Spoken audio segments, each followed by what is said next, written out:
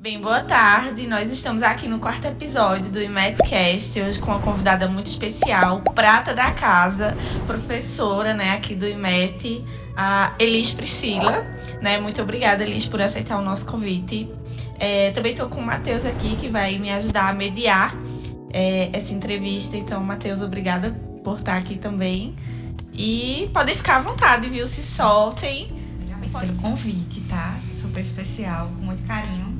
E eu espero que seja de grande valia, assim, grandes informações para o público de casa me conhecer também e conhecer melhor do nosso trabalho aqui no IMET também. Obrigado pelo convite. Hoje vamos mediar essa entrevista para falar sobre diversos tópicos, como farmácia, fitoterapia e algumas áreas que a nossa professora leciona. Bem, professora, separou algumas perguntas aqui para fazer para você, né, relacionada à pessoa Elis, à farmácia, à fitoterapia, ao ozônio, que é uma coisa que você trabalha, né? E também um pouco sobre a ginecologia natural, né? Que eu sei que você gosta. Inclusive, a gente já conversou sobre isso algumas vezes. Então, eu e o Matheus vai oscilar aqui nas perguntas, tá? Fique à vontade para responder, pode falar bastante, que tô louca para ouvir aí suas experiências. E, bem, a primeira pergunta é: como surgiu o teu interesse por cursar farmácia? Então, o meu interesse, ele surgiu quando eu era bem nova, tipo quanto eles? 2 anos de idade. Então, assim, meu pai, ele tem farmácia desde 89. Quando eu nasci, já tinha a farmácia. E ela era aqui próximo ao IMET, Bezerros, nessa mesma rua, onde em cima era a minha casa. E eu passava o dia inteiro, né, na farmácia. Mas confesso que assim, não teve uma influência direta, eu digo, pela parte do meu irmão, porque meu irmão, ao contrário de mim, ele não se identifica tão bem com a farmácia assim. Mas eu criei uma expectativa e uma visão muito grande, me espelhando no meu pai, no que ele fazia. Achava interessante e também achava interessante porque ele sempre precisava entrar em contato com a farmacêutica, que na época não residia na cidade. Antigamente não existiam muitos farmacêuticos e eu achava isso incrível. Eu digo, nossa, eu nem conheço a pessoa, ela é funcionária do meu pai, nunca nem vi, né, que antes era quase que impossível achar um farmacêutico dentro da farmácia, né, que ele tivesse atuante, trabalhando. E eu dizia, nossa, na minha mentalidade de criança, tá? Eu imaginava o seguinte, como assim eu posso ter uma profissão que eu não preciso trabalhar diretamente e estaria ganhando? A princípio, era isso. E aí, todas as pessoas que me perguntavam desde criança o que eu queria ser quando crescer, aí eu falava que eu queria ser farmaceira, né? Que eu não sabia falar farmacêutica, então era farmaceira mesmo. Então, foi daí que surgiu, tá? Essa minha vontade e desejo de cursar farmácia.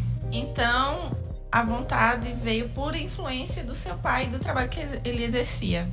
Desde quando eu nasci já tinha a farmácia. E ele foi, inclusive, o único da família dele que veio para uma área diferente. Porque o restante da família é tudo voltado à alimentação, à comida, à gastronomia, que inclusive foi esse o lado que meu irmão teve preferência. Ele fez totalmente diferente, né?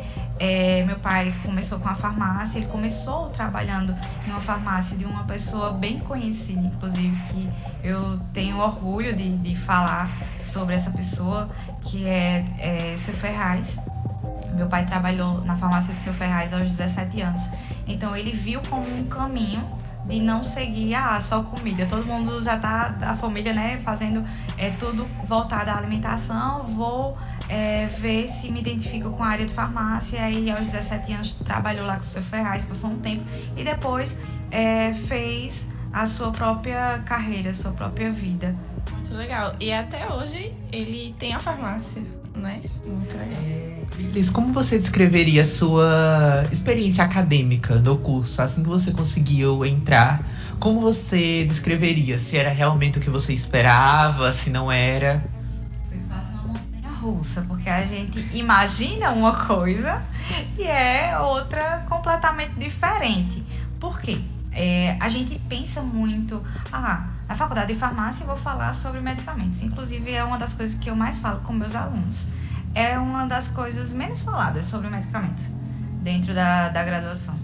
Eu acho, assim, incrível e que peca muito com relação a isso. Então, à primeira instância, me frustrei um pouco por não começar falando sobre o que eu tanto achei que iria falar. A gente fala muito de anatomia, fisiologia, patologia e fala mais ainda de cálculos, né? O karma, química, que é química do 1º ao 10º período. Então, não contava com essa experiência, né? Então, foi assim um choque muito grande, porque eu acredito que uma grande parte da população tem um bloqueio muito grande com cálculos, né, com matemática. Então, já de cara tive química geral, matemática, biofísica, e assim, assusta um pouco. Aí, à primeira instância, eu não gostei, né? Disse, não, eu acho que eu vim pro curso errado. Mas eu não queria desistir. E aí, persisti. No meio do caminho tem vários percalços que a gente precisa percorrer, né? Que a vida não é só flores, né? Então, quando eu achei que eu estava me achando na faculdade, aí dava uma desestabilizada, mas faz parte, acontece. Inclusive, ontem eu conversei com uma colega, não, uma futura colega de profissão. Ela está fazendo a graduação de farmácia e ela perguntou... Disse, olha, você sentiu dificuldade? Gente, eu sou humana, né? Óbvio que eu senti dificuldade, várias dificuldades, que não é flores para ninguém. Então, todo mundo vai ter dificuldades em algumas coisas e outras vão ter facilidade em algumas cadeiras específicas. Óbvio que eu tive mais facilidade com algumas cadeiras por ter mais afinidade, principalmente por nascer dentro de uma farmácia, né? Meu pai já tinha farmácia quando eu nasci, então umas coisas são muito mais fáceis para a minha absorção, né, no entendimento, e outras não. Isso aí faz parte, é comum, então foi mais ou menos isso, né? Uma montanha russa, um misto de sentimentos. Mas eu amei ter feito e eu faria de novo. O curso de farmácia é 10 anos, ó. 5 anos, 10 semestres, né? Então, diga aí, você passar 5 anos numa faculdade e achar que vai ser tudo maravilhoso. Simplesmente, só que não, né? Pessoa, independente da profissão, eu acredito que, nossa, seria um sonho ver só o que eu gosto. Mulher. Com base nisso, a gente vê que, independente do curso, a gente vai acabar vendo coisas que a gente não gosta tanto. Eu tiro até por mim, porque tem algumas coisas na minha faculdade que não são tão atrativas pra mim e tem outras que eu amo estudar. Mas, no geral, é isso. E... qual foi sua matéria preferida na faculdade? Ai, olha, vai ter muita gente que vai dizer assim, como assim, né? Existe uma pessoa assim. Mas eu me identifiquei muito e bastante, talvez pela minha professora, que eu carrego com muito carinho no meu coração até hoje. Microbiologia, me identifiquei bastante. Imunologia também. E farmacologia. Então, assim, inclusive minha pós-graduação é em farmacologia, né? Em farmácia clínica. De tanto que eu gostei. Só que eu vou pagar psicofarmacologia, né? Futuramente, eu já tô assim. Tem muita gente que reclama, né? Mas é aquela questão. Uns amam, outros odeiam e é assim, a vida que segue. Só vivendo, né? Só vivendo. Aí, uma próxima pergunta, né? Quais as áreas que você atua atualmente dentro da farmácia? Dentro da farmácia, hoje em dia, eu sou mais farmacêutica clínica, que foi justamente onde eu fiz a especialização, né? A minha pós-graduação em farmácia clínica e prescrição farmacêutica. Confesso a vocês que foi meio que assim, eu estava no 7º, 8º período, 7º para o 8º período, e surgiu a oportunidade, um colega, na verdade, me convidou para fazer a pós-graduação de farmácia clínica e prescrição farmacêutica. E aí já era uma coisa que eu tinha vontade, porque eu queria fazer algo voltado à farmacologia, tendo em vista que era uma área que eu me identificava. E eu também sempre me identifiquei com a questão do cuidar do outro, cuidar do próximo, que foi um dos motivos também que eu escolhi a graduação de farmácia para fazer. Eu ia trazer justamente isso. Na farmácia, assim, no meu ver, eu sou totalmente leiga em farmácia, né? Mas a gente não ouve tanto falar o cuidado do farmacêutico com a pessoa diretamente atrelada, assim, tipo, consulta cara a cara, né? As pessoas, acho que algumas pensam assim, que a farmácia é tipo, vai prescrever o medicamento e pronto, acabou. Mas é interessante quando você tem, assim, um atendimento presencialmente com o paciente, né? O examinar, o cuidar. Isso é muito importante até para o desenvolvimento do paciente, né? Eu acho assim, bem. É meio que um tabu ainda.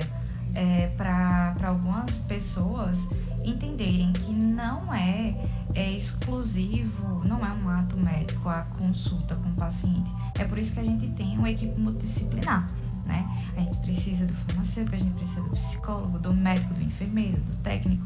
Então, é uma equipe toda voltada a um único bem comum, que é a saúde do paciente. E tem muitas pessoas que elas confundem as coisas. Por exemplo, tem pessoas que acham que quem trabalha na farmácia é um farmacêutico. Tá? Quem está lá no balcão é um farmacêutico. Na grande maioria das vezes não é, né? É um atendente de farmácia que está ali no balcão ao contato do paciente. Já o farmacêutico, ele nas grandes empresas é mais voltado realmente para o atendimento ali com o paciente. Inclusive, tem algumas empresas que têm um próprio consultório farmacêutico dentro do estabelecimento, onde quando o cliente ele precisa de ajuda, de alguma orientação, ele passa por uma consulta com o farmacêutico para eles seguir um norte e também para seguir mais orientações, como por exemplo, para ajustar horários de medicamento, para saber o que pode ser tomado junto com outro medicamento ou não. Perfeito, professora. Ótima colocação.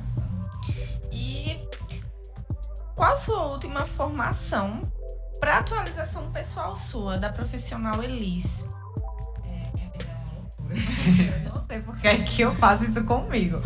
Mas assim, eu sou uma pessoa que eu não consigo parar de estudar e não me considero estudiosa, tá? Que se diga de passagem.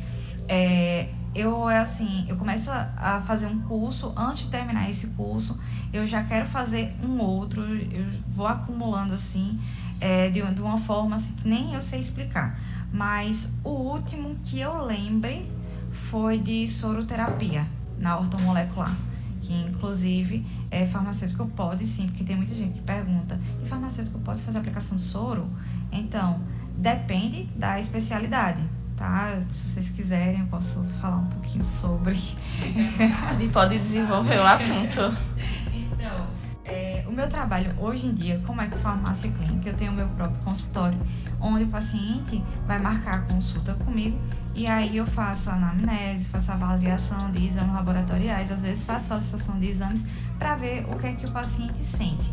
E aonde foi que eu aprendi a ter essa visão? Foi lá na especialização, né, na pós-graduação de farmácia clínica e precisão farmacêutica? Não, porque se eu contar a vocês ainda não vão acreditar. Como eu falei, eu iniciei a pós-graduação sendo convidada por um colega. Estava no 7º para o 8º período de faculdade, coisa que foi bem louco, inclusive. Não sei por que eu fiz isso, né? Porque é na época que a gente está começando o TCC, e aí lá vai eu ingressar numa pós-graduação. Mas foi de muita ajuda e grande valia para mim. Além de ter terminado tudo muito mais cedo, me ajudou também na construção do TCC. E, enfim, eu consegui uma bagagem assim a mais, uma bagagem extra. Mas eu confesso a vocês que quando eu estava fazendo a especialização, eu perguntava, gente, o que é que eu estou fazendo aqui? Porque, como foi uma das perguntas de vocês, né? Sobre a questão dos assuntos da faculdade e tudo mais, você sai da faculdade achando que... Você entra na faculdade achando que você vai ver uma coisa. Você chega lá, você não viu o que você queria, mas você se dá por satisfeito com os conhecimentos que foram absorvidos ali, que foi adquirido ali. Quando você chega na pós-graduação, você diz, gente, o que foi que eu estava fazendo na faculdade? Porque eu não sei de nada. Essa foi a impressão que eu tive. Eu não sei se alguém passou por essa mesma experiência que eu, mas eu particularmente senti essa sensação dentro de mim. Tava lá numa aula E um mestre lá falou assim, vocês sabem, né, que tem uma interação medicamentosa do captopril com, por exemplo, o omeprazol, porque o captopril é absorvido em meio ácido. E eu, como assim, gente?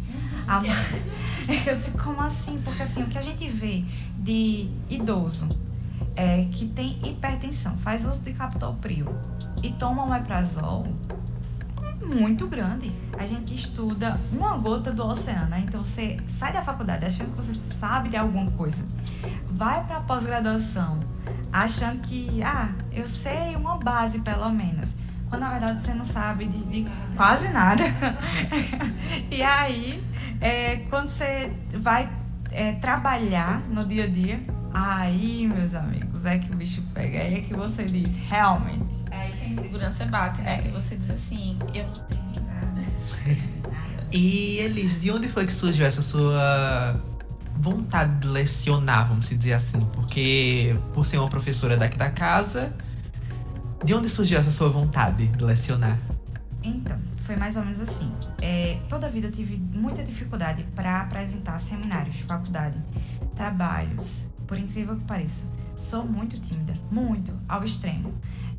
Ao ponto de toda vez que eu iria fazer uma apresentação de qualquer tipo de trabalho, eu ficava me sentindo muito mal, muito constrangida. E aí, só que todas as vezes, quando eu ia apresentar o trabalho, todo mundo falava assim, nossa, mandou muito bem, foi muito boa. Eu chegava pro professor e falava assim, nossa, eu acho que eu não falei nada com nada, porque na minha cabeça tava passando um turbilhão de coisas e eu me vi perdida. Eu acho que minha nota foi muito ruim, né, professor? E sempre falavam assim, nossa, você falou muito bem sobre o assunto. Os próprios colegas falavam, tu vai ficar com a maior parte para apresentar. E aí eu comecei, gente, tem alguma coisa que eu não tô entendendo. Se eu sou tímida e tô me dando bem, e mesmo assim tem uma angústia, uma ansiedade, uma coisa assim, de insegurança mesmo, quando eu tava apresentando trabalho, eu ficava sem entender. Só que até então ainda não era meu objetivo da aula. Passava assim na minha cabeça, enquanto graduanda, de fazer um mestrado para começar a lecionar. Mas eu nunca me vi com o dom de ensinar, porque na minha cabeça eu já tinha esse bloqueio de medo e de insegurança. Mas só isso. Aí quando foi em 2019, eu recebi a proposta do IMET para dar aula. E aí eu disse, vou tentar, né? Vou ver se dá certo. Então aqui no IMET, geralmente a gente passa por uma entrevista, né, com o professor Jadiel, onde a gente precisa dar uma aula. Agora imagine você, sem nunca ter dado uma aula na vida, você vai dar aula pro seu futuro patrão, diretor acadêmico da casa, você tem que preparar uma aula para ele. Um professor. Eu disse, gente, onde foi que eu fui me meter? Mas então, fui com a cara e com a coragem. E de cara, o professor Jadiel super gostou e disse assim, olha, quando eu terminei de apresentar, ele disse, olha, a gente vai entrar em contato com você muito brevemente. Porém, por mim, já começa. Você vai pensar, porque eu tinha um pequeno agravante. Na época eu trabalhava no hospital de Amaragi. Eu era farmacêutica de um hospital de Amaragi, onde eu tinha os dias da semana que eu precisava estar lá. Então eu precisava escolher os dias que tinha para dar aula, né? Eu precisava conciliar esse tempo. E tinha um outro agravante, que na verdade não foi em 2019 que eu vim parar no IMET. Foi antes disso que eu passei por essa entrevista. Eu estava fazendo a pós-graduação lá, e foi quando o professor Jadiel chegou para mim e disse assim, olha, você vai ter que abdicar da pós-graduação, porque as aulas seriam no sábado. Eu disse, eita, agora ferrou, né? Vou pensar, né? E aí pensei, eu disse, não, tá perto de terminar, eu vou aguardar terminar após, e se surgir a oportunidade a gente volta, se não, tá tudo bem. Quando foi com um ano depois, Aí lá vai o professor Jardiel, entrou em contato novamente comigo. Outra aula, tá? Que a primeira não serve mais, tem que dar outra aula. A outra aula, professor Jardiel. E aí foi quando eu fiquei, que foi em 2019, né? Que eu entrei aqui no IMET e tô até então. Então nunca foi meu primeiro objetivo da aula. Senhora, tem muita diferença, porque assim, aqui, como a senhora dá aula de fitoterapia, farmácia e agora entrou no técnico, há uma grande diferença entre os três. É uma diferença absurda, porque o público de fitoterapia é um, o público de atendente de farmácia é outro e o público do técnico é outro. E fitoterapia é o povo good vibes, né?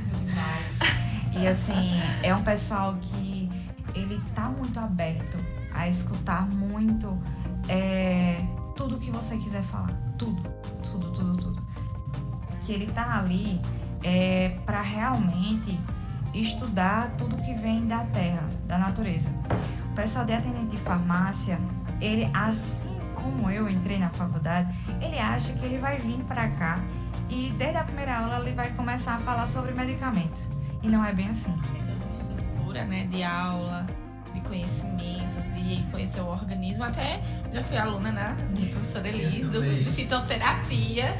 E eu lembro que nossas primeiras aulas foram justamente conhecer o organismo, né, para poder desenvolver as medicações fitoterápicas. Então é toda uma paciência que tem que ter. Já o pessoal do técnico é uma vibe mais assim... caótica. bem assim, intensa, porque eles estão muito afoitos para colocar muita mão na massa. E inclusive teve uma aluna semana passada, semana retrasada, que ela falou assim: tem como a senhora dar um exemplo mais prático de trazer aqui para a sala, a gente diluir um medicamento para colocar no soro? Eu disse: meu amor, é claro que não. Porque a vida não é somente isso. Vocês têm que entender primeiro a parte teórica e depois a gente partir para a prática. Então eu vejo o pessoal do técnico assim muito mais afoito do que o pessoal de atendente de farmácia, por exemplo, do que o pessoal de fitoterapia. O pessoal de fitoterapia, eles são mais práticos também, querer mais fazer, colocar a mão na massa. É bem parecido com o técnico na questão de querer fazer prática, porém com intuitos e cabeças totalmente diferentes. Mas a fitoterapia em si, ela se basearia apenas em tratamentos para a saúde, essas coisas, ou também poderia se basear em alimentação, por exemplo? Então, é justamente um conjunto, né? Eu costumo dizer que você não vai resolver uma coisa com uma coisa. Então, é basicamente isso. A gente precisa entender, por isso que nas primeiras aulas eu sempre coloco para a gente entender um pouco melhor o corpo humano, anatomia, fisiologia, realmente, para os meninos entenderem, porque nada vai adiantar de eu colocar, o paciente está lá com a queixa de insônia, eu vou colocar um chá de camomila, eu vou colocar um chá de mulungu, ou eu vou optar por uma tintura, ou eu vou optar por um comprimido fitoterápico que vem na farmácia. Então, não é um ou outro. Geralmente é um conjunto e olhando a raiz do problema, a causa, que é justamente onde eu vejo mais sentido em tratar o paciente. Da seguinte forma, eu vou contar eu prometo que vou ser breve. Um exemplo que aconteceu comigo lá no consultório, onde o paciente me procurou para tratar hemorroida. Não era nem hemorroida, era uma fístula, uma fissura anal. Perguntou se trabalhava com isso e aí eu falei que sim.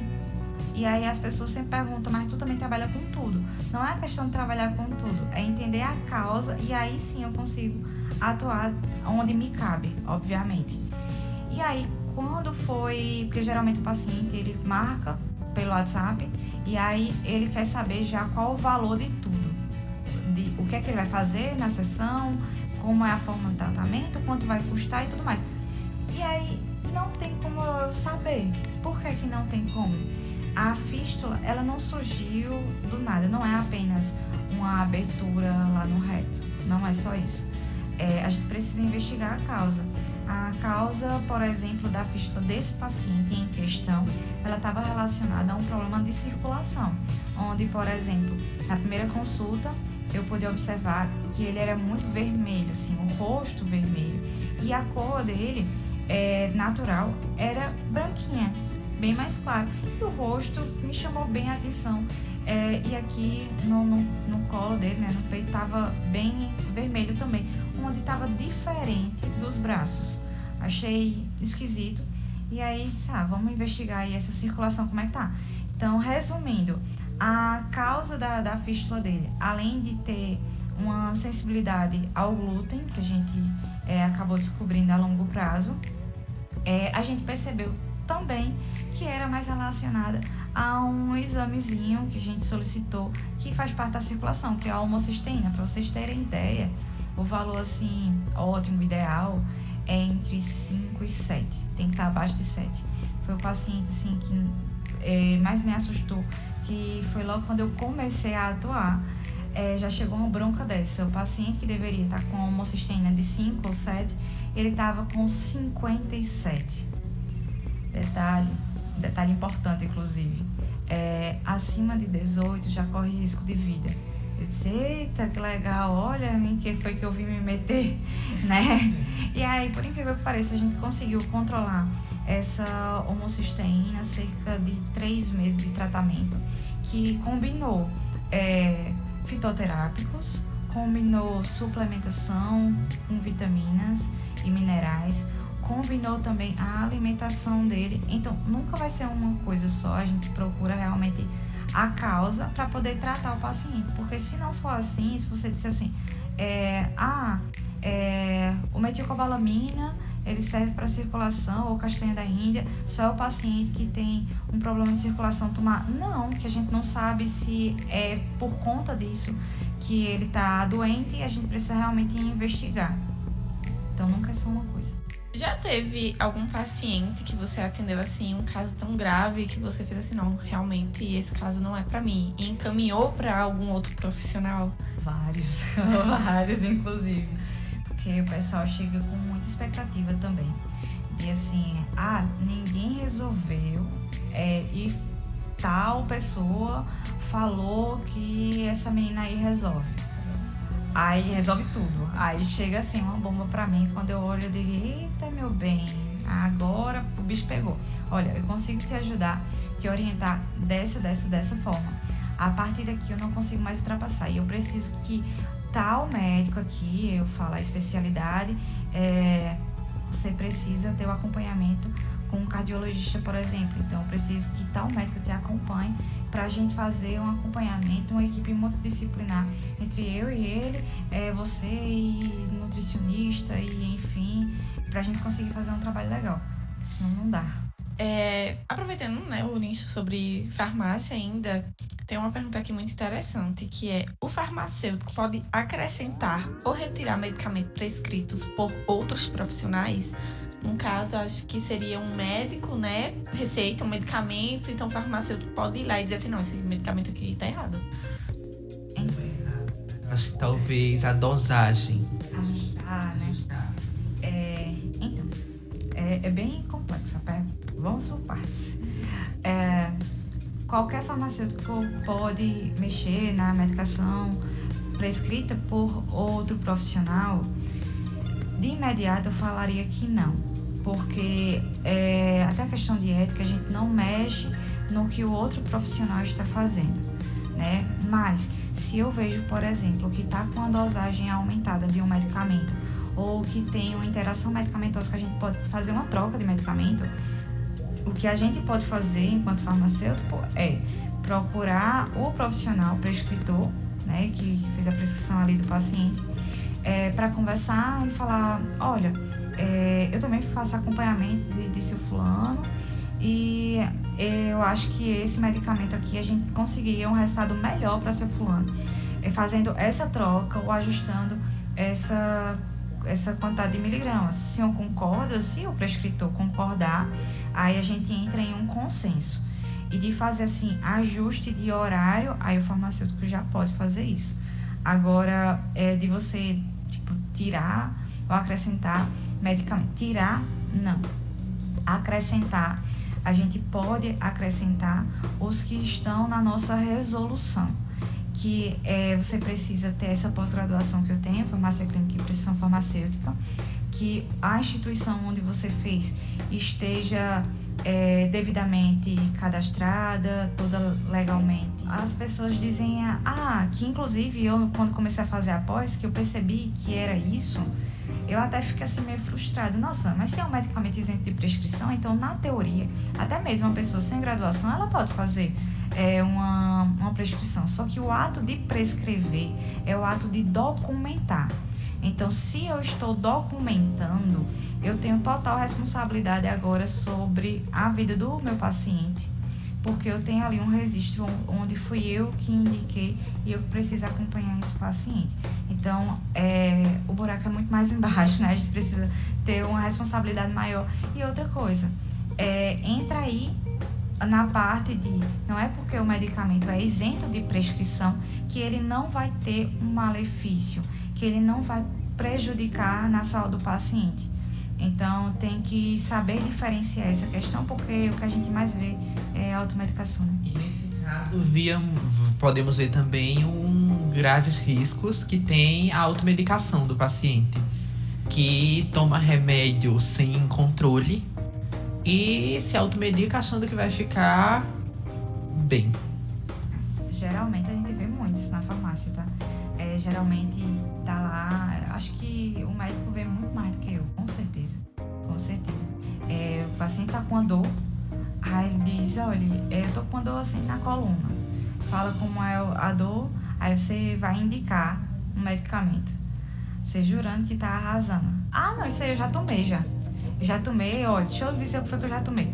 Eu já tomei isso. Ainda não serviu. Aí eu quero algo diferente disso. Só olha assim, tá, mas quem foi que passou? Não, eu fui na farmácia e eu comprei porque meu vizinho, minha mãe, minha tia, minha avó, alguém falou que ficou bom tomando isso. E aí a pessoa não tem noção da gravidade do problema que é a automedicação. A automedicação, além de tudo, tem a questão de interação medicamentosa e tem a questão de intoxicação por meio de medicamento. Então, o que é bom para Maria não é bom para João, né? Então, a gente precisa ter bastante cuidado com relação a isso. Tem um vou falar. Um dos principais riscos que eu também vejo é que, cada organismo é um organismo. Não... Exatamente, porque muitas pessoas acham que é isso, fulano melhorou com tal medicamento e ele estava com uma dor igualzinha a minha, mas talvez não seja a mesma causa e talvez você não tenha a mesma resposta. Por exemplo, citar aqui um exemplo, que inclusive esse medicamento que eu vou falar, ele é tarjado, né? Ele tem tarja vermelha, é venda sob prescrição médica. Porém, por não precisar da retenção da receita, muita gente toma assim como se fosse água. Diclofenaco. A gente vê um uso excessivo de um anti-inflamatório. Tô com uma dor na coluna, vou tomar um diclofenaco. E aí, se o paciente for, por exemplo, um hipertenso, vai aumentar mais ainda a pressão dele. Porque, por exemplo, Matheus tomou diclofenaco e parou a dor dele. Aí, eu cheguei perto de Matheus comentando que eu tenho uma dor bem parecida com a que ele estava sentindo. E aí, ele disse, eu tomei diclofenaco e passou. E aí, eu vou na onda, né? E tomo também, só que eu sou hipertensa, suponhamos. Aí eu tomo e começo a ter um descontrole na minha pressão arterial. E aí? Tem um remédio que é usado assim excessivamente também, né? Que é o Torcilax, eu acho, é um rosinha. Que as pessoas sentem dores musculares, assim, né? E daí toma. Só que o uso prolongado dele causa problemas no fígado, né? Não sei se tá correto, mas eu já ouvi falar sobre isso. E daí lá em casa, né, na casa da minha mãe, sempre tem a cartelinha lá, né, que o meu padrasto sempre toma. Aí eu falei pra ele uma vez, eu falei, isso daí vai teu fígado. Aí ele nada, não sei o que, mas as pessoas têm esse tabu ainda, né? De dizer, não, se curou fulano, vai me curar também. E, tipo, o Tocilax, ele inclusive contém o diclofenaco, então sobrecarrega os rins. Geralmente as pessoas não tomam a quantidade correta de água por dia. Já tem uma sobrecarga natural do rins, e aí você coloca um anti-inflamatório de uso indiscriminado, que além de ser relaxante muscular, o Tocilax, ele ainda tem anti-inflamatórios, tem cafeína, tem pessoas que não toleram cafeína. E o intuito da cafeína em alguns medicamentos é porque ele ativa o sistema nervoso central, onde a absorção do medicamento ele vai ser feita de uma forma mais intensiva, ou seja, existe o dipirona e existe o dipirona com cafeína. Então várias pessoas se sentem melhor ao tomar dipirona com cafeína do que o dipirona puro, porque a ação é mais rápida por ativar o sistema nervoso central, onde vai atingir uma grande parte do corpo e vai ter uma atuação melhor. Porém, tem pessoas que têm uma alta sensibilidade à cafeína e quando toma por uma dosagem mínima que seja, que por exemplo a quantidade de cafeína que tem geralmente em medicamento é muito mais baixa do que uma xícara de café, dependendo do tamanho da xícara que a gente esteja falando. Então, assim, tem pessoas que têm uma sensibilidade tão grande à cafeína que pode ficar com arritmia cardíaca com a dosagem baixa. Então, imagina essa pessoa que já é cardíaco, já toma um medicamento para pressão, tomando Tocilax, que o uso dele é recomendado de 8 em 8 horas, ou seja, 3 vezes ao dia. Então, por mínimo que seja a cafeína, né, a dosagem da cafeína, se a pessoa tiver uma sensibilidade, vai ficar o dia todo com uma arritmia cardíaca, e aí isso aí acarreta vários outros problemas para a saúde do paciente. Corrigindo aqui, eu acho que eu falei do Tocilax, que ele inflamava o fígado, mas na verdade é rins, né? Eu acho que eu falei rins, então é isso aí que a professora falou. A questão da automedicação, ela está presente em todas as casas, não é só na casa dos seus pais, mas na grande maioria dos casos eu vejo automedicação com criança, por exemplo. Recentemente eu vi um caso, nossa, eu vim trazer um estudo de casos, né, para contar aqui. Mas é até como uma forma de alerta mesmo, para o pessoal que está em casa, para o pessoal que vai assistir, para os alunos também, né, que vão assistir a gente. Teve um caso, eu sempre falo, em sala de aula, a diferença de utilizar, por exemplo, dipirona, paracetamol, ibuprofeno em caso de febre. Porque um leigo, eu sempre digo em sala de aula que de medicamento todo mundo entende um pouco, né? A pessoa pode não saber ler, mas sempre vai ter alguém, tenho certeza que você conhece. Por exemplo, minha avó, ela é analfabeta, mas se eu chegar dizendo que estou com uma dor no olho, ela vai ter alguma coisa para indicar para dor no olho, né? Ela não sabe de nada, mas assim, para ela faz sentido e melhora. Então, todo mundo sabe um pouquinho, é entendedor de medicamento. A grande diferença de uma pessoa que faz o curso de atendente de farmácia, que é um curso profissionalizante, que a gente tem aqui, inclusive, ou de uma faculdade, ou enfim, de qualquer curso, a grande diferença de um leigo para uma pessoa que está estudando é ele saber como deve utilizar o medicamento e qual finalidade que aquele medicamento tem. Então, foi que eu vi recentemente uma cliente da farmácia, ela tem meu contato, e aí ela mandou mensagem, nossa, desesperada, porque o filho dela tava nascendo os dentinhos, e aí fica febril, depois vai aumentando para febre, enfim, a criança foi agravando na febre, e aí ela ficou dando por conta própria paracetamol. Foi dando paracetamol porque é um medicamento isento de prescrição, né, um MIP, então pode tomar paracetamol e serve para dor e febre. Então, para ela fazia super sentido. Porém, paracetamol, por exemplo, ele só vai melhorar a febre abaixo de 37,8. Só que a criança estava com 39 de febre. O que foi que aconteceu? Só dando paracetamol, a criança convulsionou. Né? Aí ela ficou assim desesperada, sem saber o que fazer, por quê? Mas eu não estava dando um remédio de febre, por que ele não melhorou. Então, hoje em dia, a automedicação é até mesmo uma criança, que é com quem a gente mais deve ter um cuidado especial, é um corpo frágil, né? Que só o pediatra deveria fazer uma prescrição realmente para esse paciente. E a gente vê que não é bem assim. Onde teve esse agravamento e foi esses dias, não tem nenhum mês que a criança convulsionou. E aí, só como forma de alerta, tá? O paracetamol ele só vai baixar a febre até 37,8. Acima disso, as opções que a gente tem é dipirona ou paracetamol ou ibuprofeno, tá? O paracetamol não vai servir nesses casos.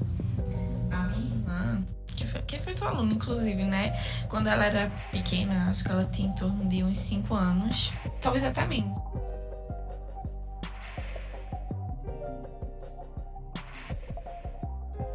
E que ela era alérgica à dipirona, né? Então, assim, ela tomou o medicamento e em questão de horas, assim, ela ficou toda inchada. A gente ficou, assim, desesperado. Porque o rosto dela é pequenininho. Então, quando inchou, ficou uma coisa tão, assim, assustadora, sabe? Aí a gente correu com ela pro hospital, né? E quando chegou lá, o médico que atendeu ela perguntou o que tinha dado a ela. Aí minha mãe falou que tinha dado dipirona, né? E o médico, na hora, constatou que isso era alergia de dipirona. Então, desde aquele momento até hoje, ela tem 18 anos hoje, vai fazer 18 anos, né? Ela não pode tomar nem dipirona, nem nenhum medicamento que contenha dipirona na composição, porque, assim, não sei, pode acontecer atualmente, né? A gente não sabe se essa alergia se agravou mais, se diminuiu. Exato, mas assim, foi um terror, sabe? Aí ela toma paracetamol quando ela precisa, o médico liberou o uso do paracetamol pra ela, né? Em questões de cólica, quando ela sente, quando ela tem uma dor de cabeça.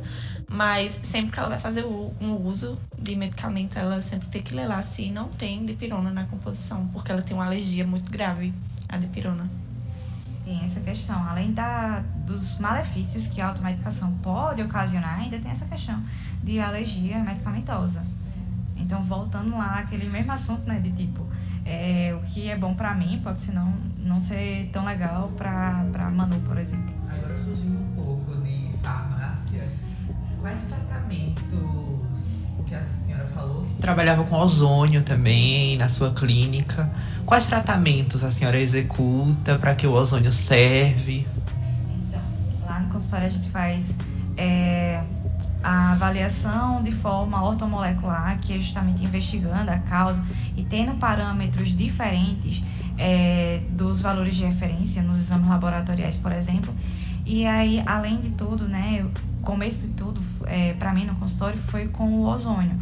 O ozônio ele serve para mais de 300 tipos de patologias diferentes, onde a gente tem várias vias de aplicação, temos até mesmo via tópica, como por exemplo o óleo ozonizado, a gente tem a água ozonizada, inclusive a gente pode ozonizar a água e dá para o paciente tomar para problemas estomacais, por exemplo. Então a gente consegue resolver muita coisa. É por isso também que as pessoas acham que eu cuido de tudo, mas é que o ozônio ele me permite isso, né? Eu trabalho com a ozonioterapia desde 2019 também e ele funciona para mais de 300 tipos de patologias diferentes. Então eu consigo ter uma gama bem ampla. Além disso, trabalho com a questão ortomolecular, como eu tinha falado, que é mais essa questão de organizar o nosso corpo, né? A gente sabe que nosso corpo ele é constituído por vitaminas e minerais e água, e coenzimas e afins, e quando tem alguma deficiência dessa no nosso corpo, vai desandar, né? Nosso corpo ele não vai funcionar e vai se instalar uma doença. Então a gente faz a suplementação, a prescrição da suplementação tanto via oral quanto a endovenosa também. Como é que a senhora conheceu a ozonioterapia? O que é o ozônio? Acho que muitas pessoas têm essa dúvida, né? O que é ozônio? O que é isso? Isso, né? Engraçado que eu atendi um paciente sexta-feira, e aí... foi quarta-feira. Quarta-feira eu atendi um paciente, foi a primeira vez, e ele tava com dor. E aí eu fui aplicar o ozônio é um gás, né? Então a gente não vê. Aí eu encho a seringa, e o paciente não vê e diz assim, ele quando foi aplicar, ele disse, mas peraí, você vai aplicar o quê, amiga? Eu não tô vendo nada aí. Eu acho que ele pensou assim, nossa, tá comendo meu dinheiro assim na cara dura. Não colocou nenhuma corzinha assim pra disfarçar.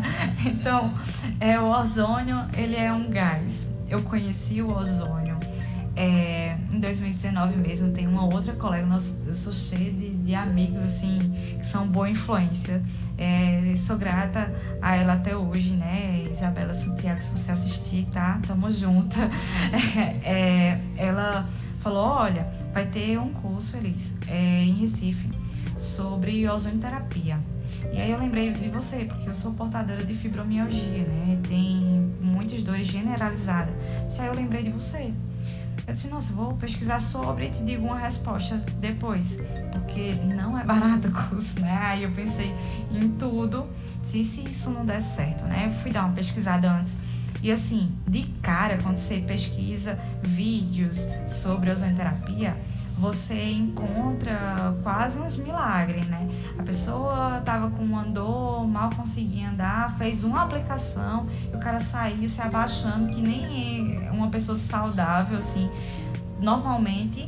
E eu, nossa, eu preciso disso pra minha vida, pra vida da minha família também, porque meu pai e a parte da família dele tem problemas reumatológicos.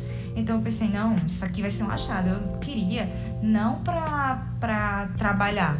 A primeira instância eu não pensei no trabalho em si, mas sim a questão de eu vou sair do meu quadro de dores. Aí em 2019 mesmo, quando ela falou, eu disse, eu vou fazer esse curso, vou dividir não sei quantas mil vezes, mas eu vou fazer, né? Vou lá ver. E aí aconteceu de tudo para não dar certo para eu fazer o curso nessa época. Mas aí eu sou muito persistente em algumas coisas que eu coloco na cabeça. E eu tinha colocado na cabeça que o ozônio era o caminho para eu parar de sentir dor. E aí eu disse, sabe de uma coisa?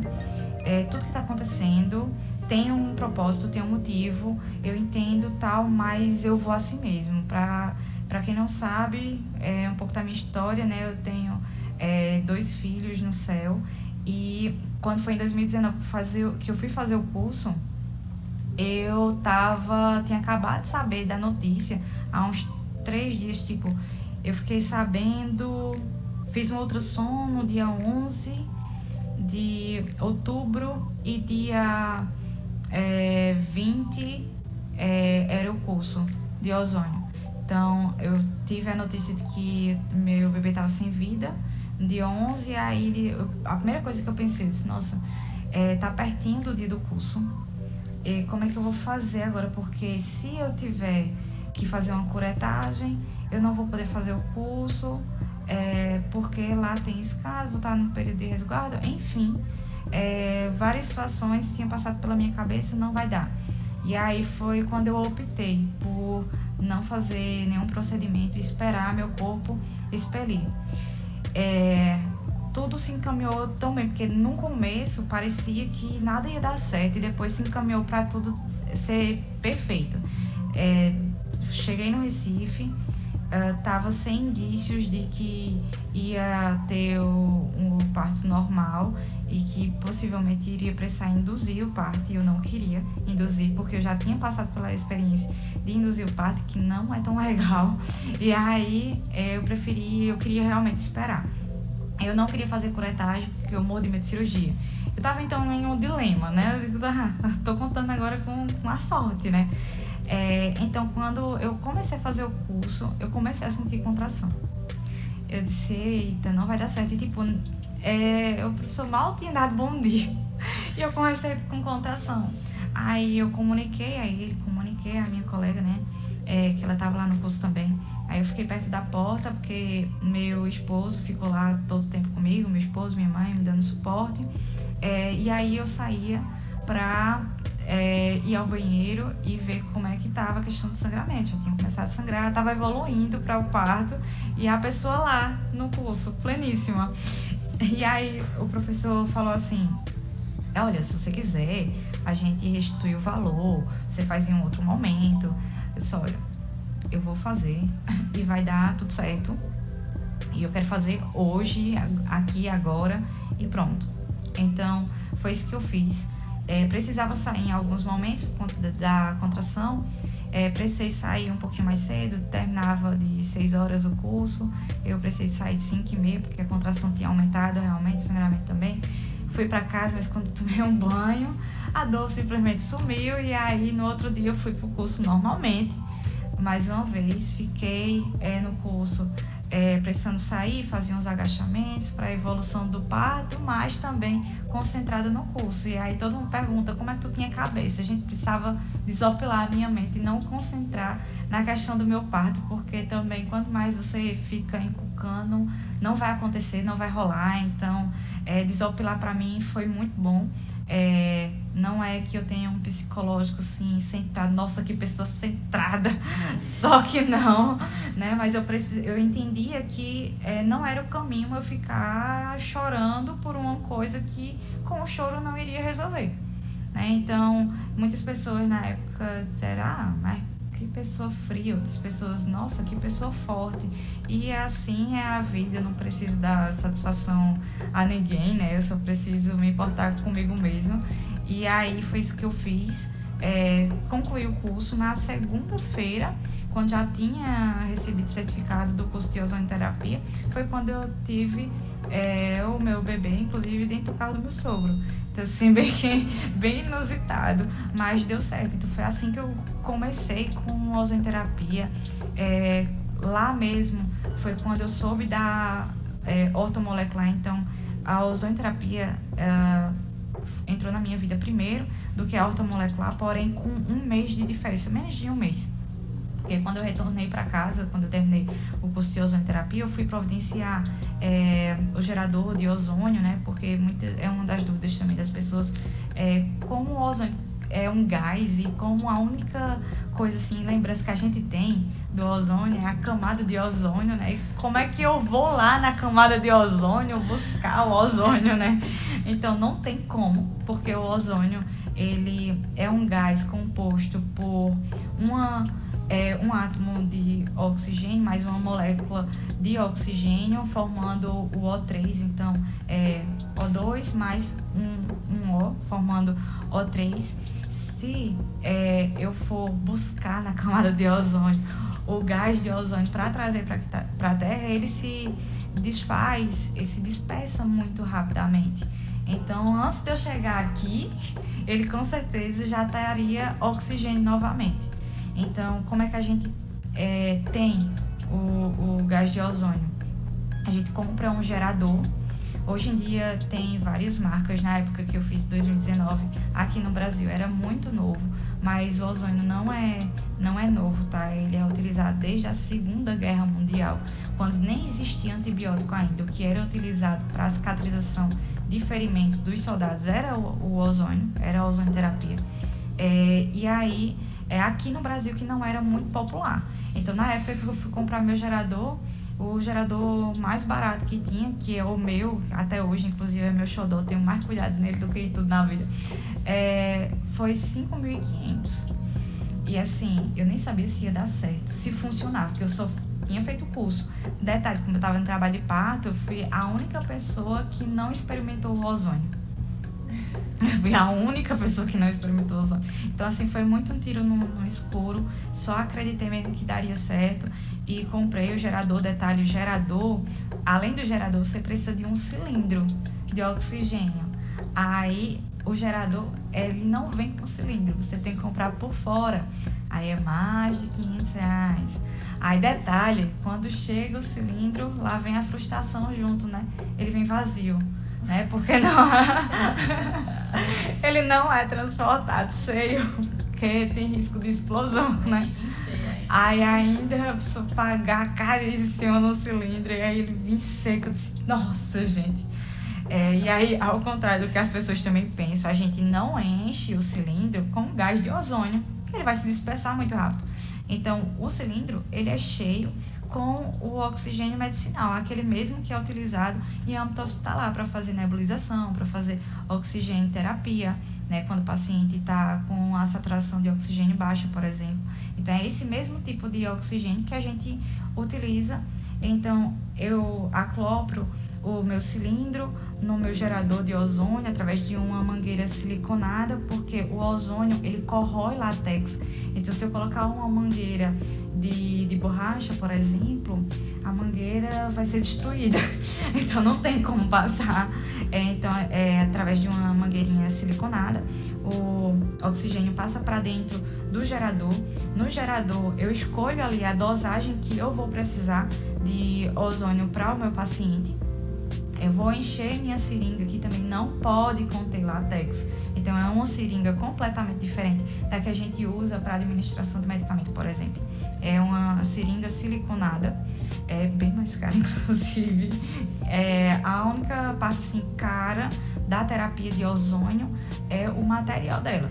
Mas a ozonioterapia é uma prática muito barata, porque o oxigênio ele não pode ser patenteado, né? Então, não pode ser vendido caro. A grande problemática de cobrar uma sessão de ozonioterapia não é você estar cobrando o oxigênio, uma coisa que todo mundo tem direito.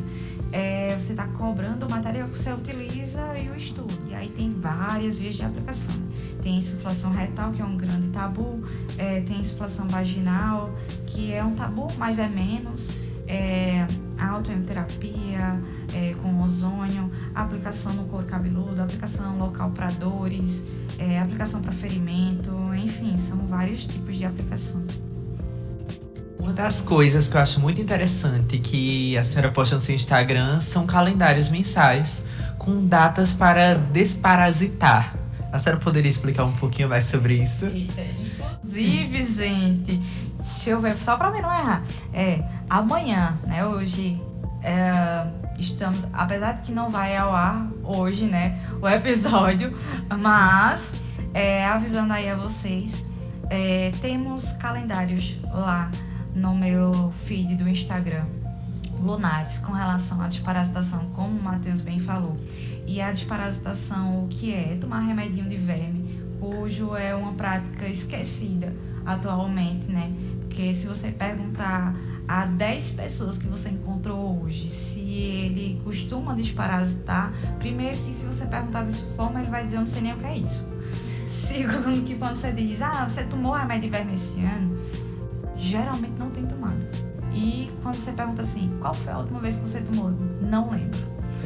É como se verme parasse de existir. Ele não existisse mais.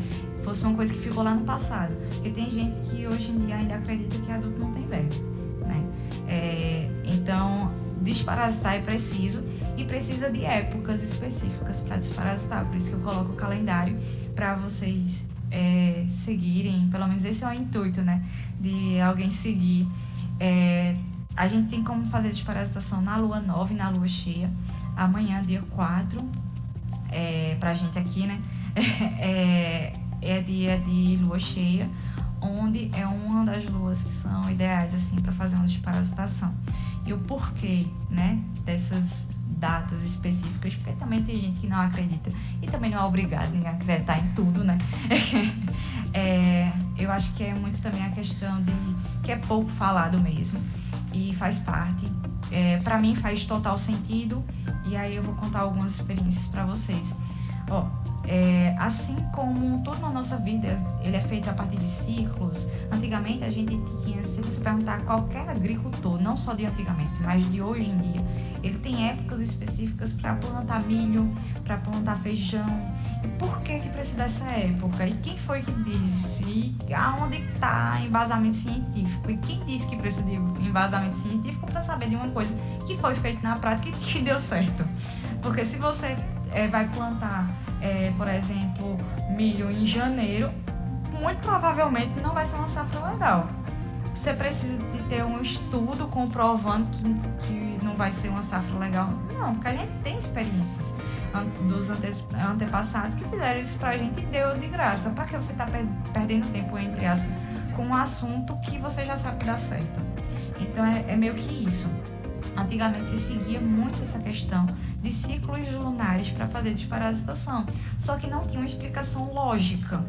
E aí, a explicação lógica que temos é que, como tudo tem ciclos, os parasitas eles têm épocas para se reproduzirem, para fazer o acasalamento e também para ter os filhotinhos. E aí é que tá. Ao contrário do que muita gente pensa, verme não tem somente no intestino. Verme pode ter no cérebro, no olho, no fígado, no pulmão. Inclusive, das grandes causas de tosse persistente, principalmente idoso, é a asca de lombrigoide, a famosa lombriga quando tá no pulmão. E aí? Como é que a gente faz para matar? Então a gente precisa de épocas específicas para matar, porque ela tá lá no pulmão. Eu vou tomar um medicamento a nível intestinal, que é a grande maior parte dos medicamentos em geral, ele passa pelo trato digestivo e tem a maior absorção ali intestinal. Como é que você vai matar um bicho que tá lá no pulmão? Os vermes são causados pela nossa alimentação? Nossa alimentação, a questão de higiene, mas o mundo todo ele é feito de parasitas. Inclusive tem um livro bem interessante que quem gostar de ler eu acho bem top. 100%, 99%, alguma coisa, tem alguma porcentagem grande humano, falando sobre o nosso corpo ser composto por mais bactérias, micro-organismos do que por outra coisa, por células, por exemplo. Então a gente tem, todo mundo aqui está respirando parasitas a todo tempo. Porque parasita, ao contrário do que muita gente pensa, porque todo mundo acha que parasita é relacionado somente a verme, a lombriga, né? E parasita, ele é muito mais amplo. Mais amplo tipo o quê? Um vírus, ele é um parasita. Uma bactéria, ele é um parasita. Um fungo, ele é um parasita. Então, se você não faz uma desparasitação e você adoece, tem gripes frequentes, assim, recorrentes, um atrás do outro, talvez não necessariamente seja somente sua imunidade que está baixa, mas uma quantidade excessiva de parasitas que tem no seu organismo. E se a gente não desparasitar em épocas específicas, a gente não tem como matar esses parasitas. Essas épocas, como eu estava falando, são relacionadas para a questão do acasalamento e também da reprodução, né, do nascimento ali dos vermezinhos.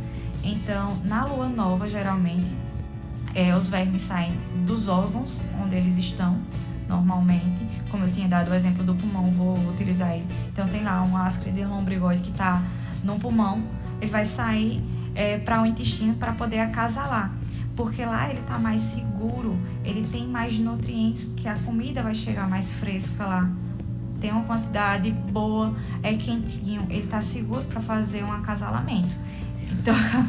Então ele sai do pulmão, por exemplo, bem romântico lá, de parzinho, né? E vai para o intestino para fazer seu intestino de um motel, né? Para acasalar. Parasitar, galera.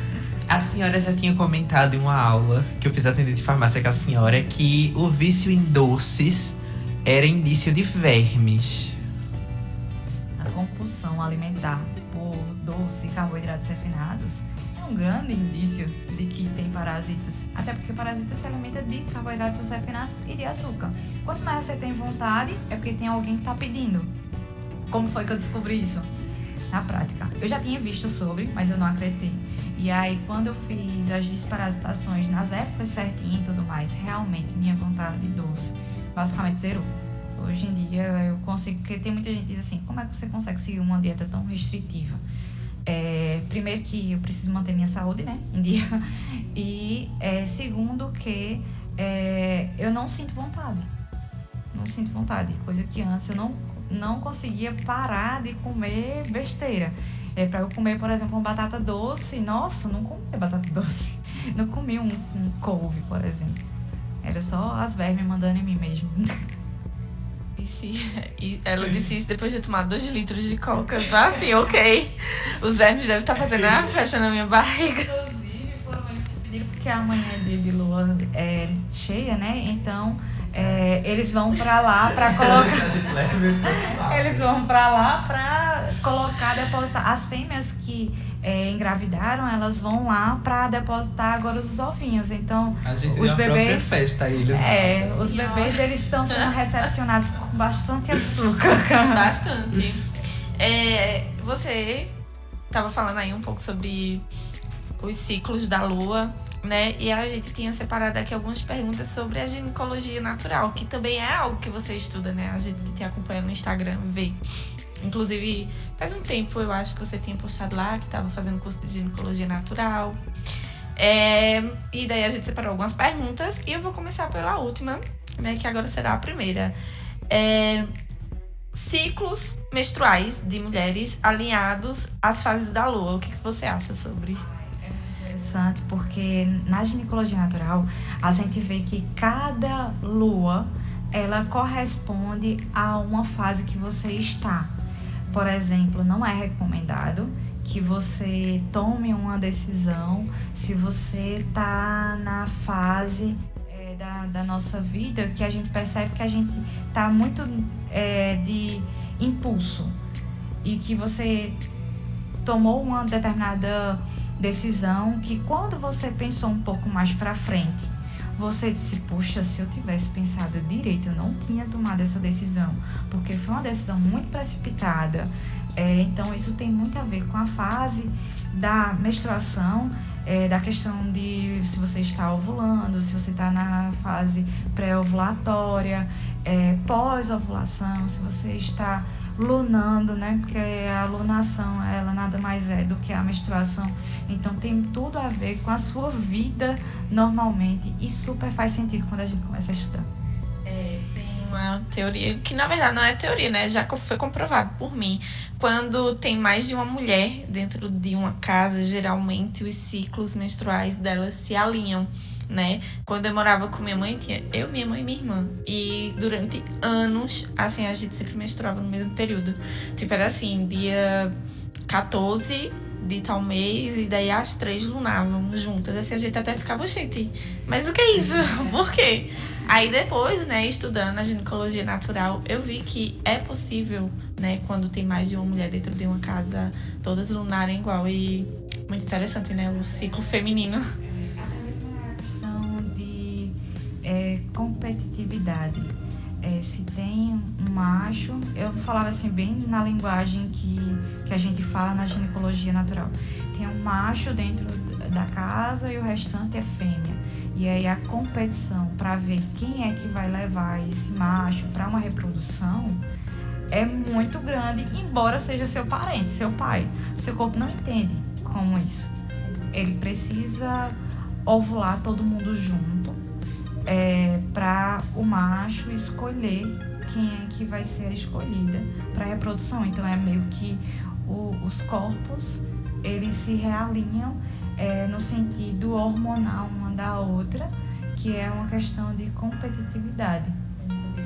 É bem interessante. Passada. Eu levava assim pro tipo de energias. Mas eu não sabia, não. É bem interessante, bem interessante.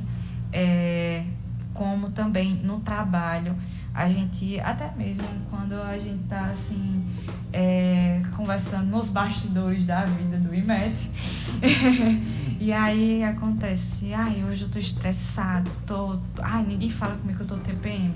Aí a outra fala, eu também tô. Tá todo mundo, porque a gente passa mais tempo juntas, né? Por exemplo, eu só não tô no IMET na terça-feira, né? Nem no domingo, né? Que é de lei ficar em casa. Mas o restante dos dias a gente tem contato. Então, eu, Yane e Jéssica somos as que nos encontramos mais.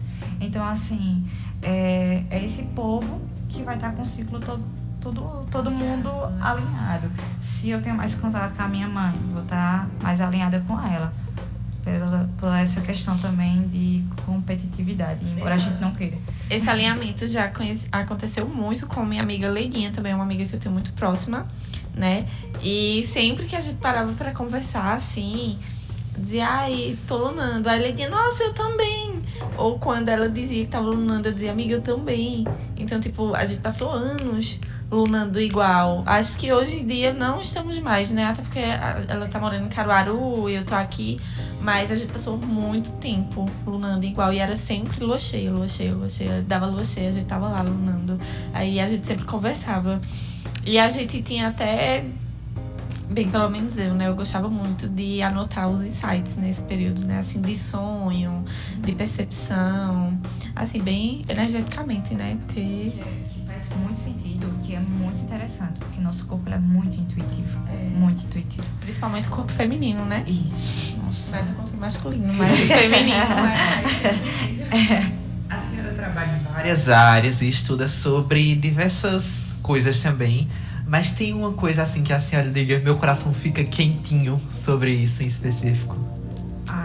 É estudar as causas pra mim é assim o que me deixa com o coração mais quentinho. Por exemplo, tenho uma paciente que ninguém resolvia a anemia dela. E aí a parte que eu acho mais massa é de investigar, de dar uma de perito, né, da saúde e investigar, tá, por que ninguém consegue tratar essa anemia dessa menina? Vamos investigar aonde é que tá. E aí, dessa pessoa que eu estou pensando, né, que eu tô falando no momento, a causa era verme, por exemplo, era parasitas. E aí ela precisou tomar 2 bolsas de sangue, inclusive, da anemia tão forte que tava. E aí a gente descobriu. Então, pra mim, o que me deixa com o coração mais quentinho é investigar a causa. Pra mim, eu acho massa quem faz diagnóstico, mas o que eu acho mais interessante, deixa meu coração mais quentinho mesmo, é a gente fazer a investigação ali através de, principalmente exames laboratoriais, que é mais minha praia. Mais uma pergunta sobre ginecologia natural pra gente começar a finalizar. Você acredita que questões emocionais, comportamentais, psicológicas interferem em algo da nossa ciclicidade? Sim. Porque assim, tem muitas mulheres, tá? E aí vai pra galerinha que tá em casa, que diz assim, minha menstruação atrasou esse mês. Minha menstruação antecipou. Gente, menstruação, que a gente chama de lunação, né, na ginecologia natural, ela nem atrasa, nem antecipa. Ela caminha junto através da ovulação. Então, você tem como antecipar sua ovulação ou atrasar sua ovulação e, consequentemente, você vai ter uma menstruação antecipada ou mais tardia.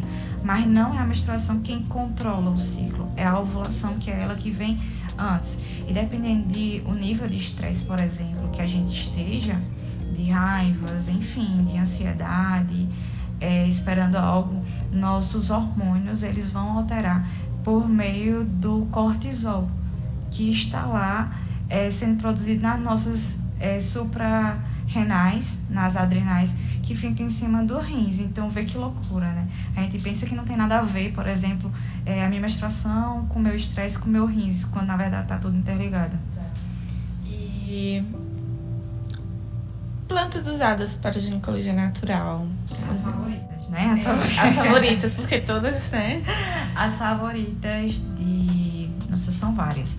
Mas sim, eu sou apaixonada mesmo por tansagem, que pode ser conhecida também como transagem.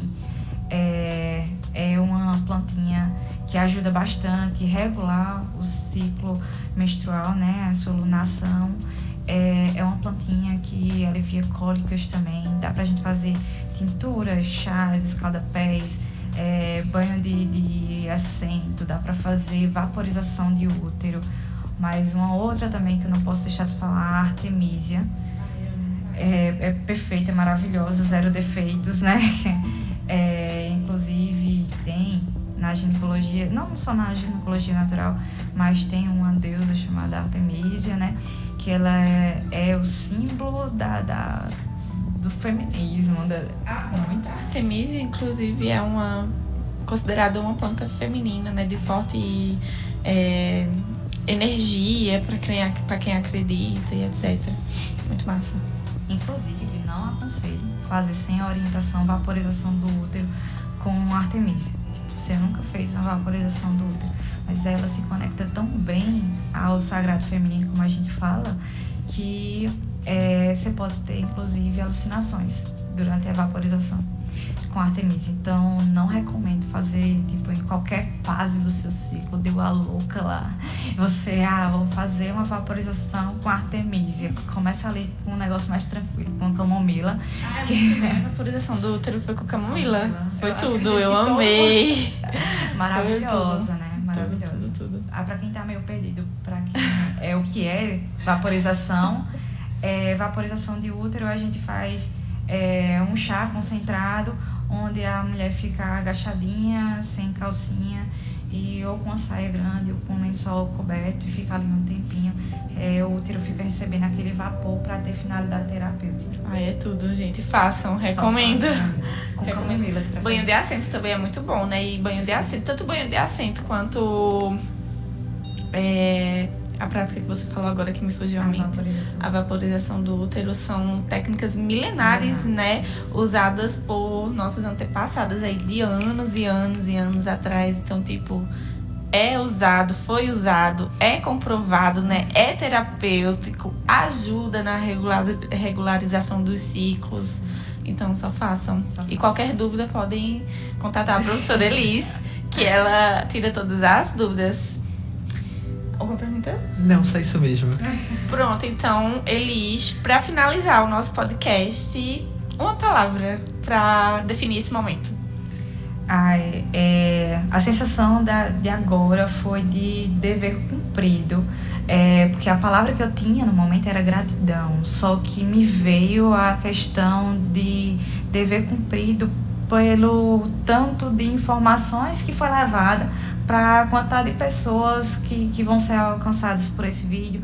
Tem gente que não vai assistir até o final, tem gente que vai querer parte 2, tem gente que vai deixar perguntas e que vai ficar super curioso sobre o assunto, e aí eu sinto a sensação assim, de dever cumprido, de que era a coisa certa que devia ser feita realmente para hoje. Se vocês quiserem uma parte 2, né, podem deixar aí nos comentários que a gente faz. Tem assunto. Também, deixar aí. Tem assunto, viu, aqui. Tem assunto. Então, Matheus, uma palavra pro podcast de hoje. Uma palavra seria gratidão, eu acho. Gratidão. E teve também bastante tiradas de dúvidas sobre muitas coisas, automedicação, tudo no geral. E conhecemos um pouco mais sobre Elis. E no geral foi isso. Eu acho que a palavra para esse podcast foi troca, né? Foi uma troca de informação, uma troca de energia. A gente começou o podcast todo mundo cansado do dia, da luta, dizendo, meu Deus, porque a gente não remarcou. Mas aí foi fluindo e realmente teve uma troca. Então agradeço demais por vocês dois compartilharem esse momento, né? Terão próximo, sim, com certeza. Já tenho assuntos aqui, rodando na minha mente. Mas, no mais, obrigada, Matheus e Elis. E obrigada a vocês também, viu, que vão assistir, ouvir, acessem nossas redes sociais e ativem o sininho.